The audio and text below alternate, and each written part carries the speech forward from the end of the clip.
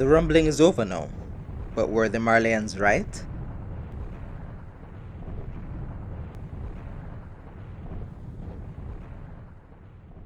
There's a trope in media that I like to call the superpowered oppressed, but the wider media analyst world calls oppressed images.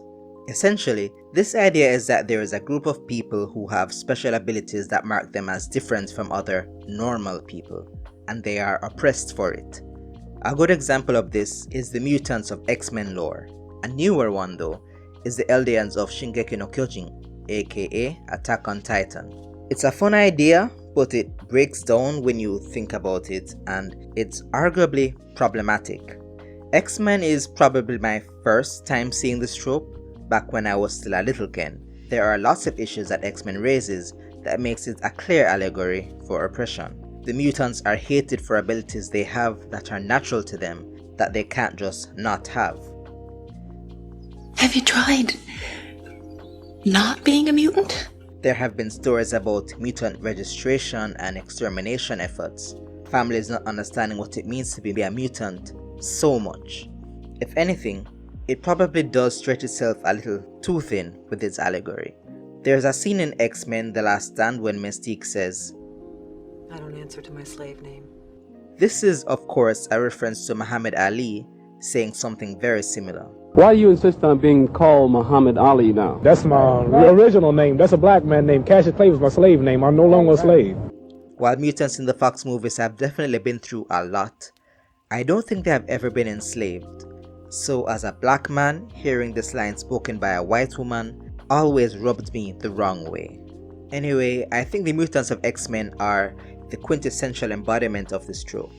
The one that most easily comes to mind, especially given its long-time presence in print, TV, and on film. Like all superpowered oppressed that I can think of though, it's an imperfect allegory for actual human oppression.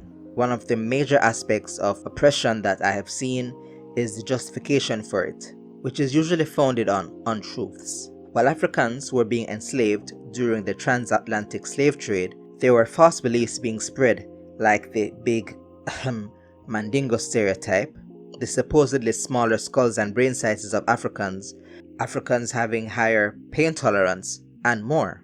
So one issue I have with this trope is that it makes the oppressors correct in their beliefs. One fairly common example is the Salem witch trials. The Chilling Adventures of Sabrina, Charmed 2018, and even WandaVision all reference the trials to some extent. The thing is though, the real witch trials targeted vulnerable people, the elderly, the homeless, the poor, and of course, mostly women were accused in this highly patriarchal Puritan society. It was a farce, born out of superstition and scapegoating. So, to me, giving these trials some validity by saying that they were correct in their accusations that these people were indeed witches completely does a disservice to their undeserved torture and the memory of those who were killed. Which brings us back to the Eldians and the Titans.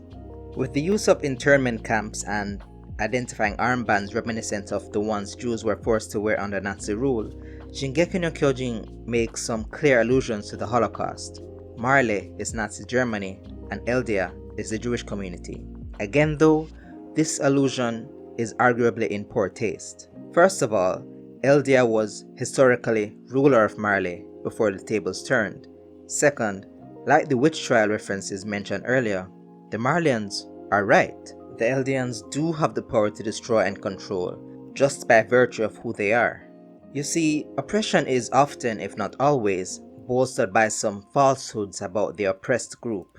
Those in power say that they have knowledge about some hidden agendas that they pin on the oppressed group, or they claim that the oppressed have some totalitarian power despite the fact that the law of the land and societal norms criminalize them, or they prop themselves up as the just, defending themselves in a war of rights, or they claim that their actions are actually beneficial to the people they are oppressing. But those who are against the superpowered oppressed are right. They aren't pinning untrue and unfair statements on the oppressed. Mutants do have the ability to destroy and kill. So do Titans, and so do witches. In fact, one aspect of the trope is that there's often a group of good, superpowered oppressed who fight against those who would use their abilities for evil. It's also unrealistic.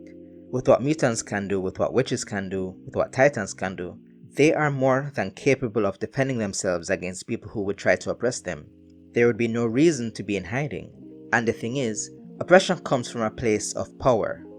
In the real world, the situation would be much like the Eldian-Marleyan interaction started, with the superpowered on top, dominating the weak.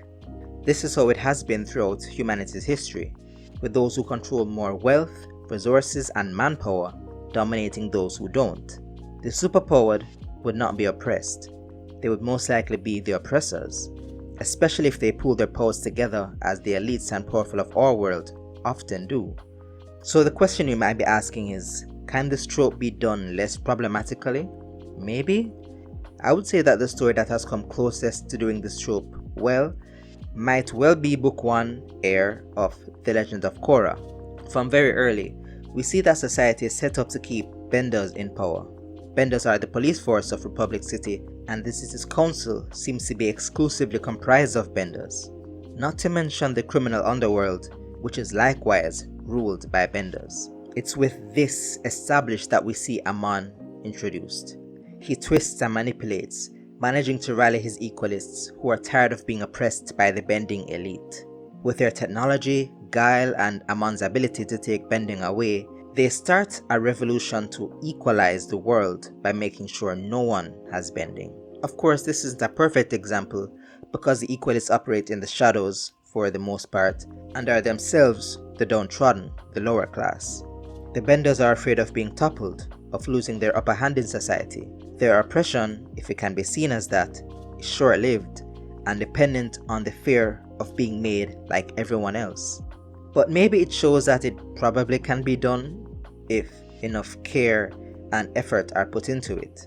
In conclusion, the superpowered oppressed or oppressed mage trope can be seen as problematic because it's an imperfect allusion and representation of real-world oppression. The oppressors in these stories are right in calling the superpowered/mages dangerous.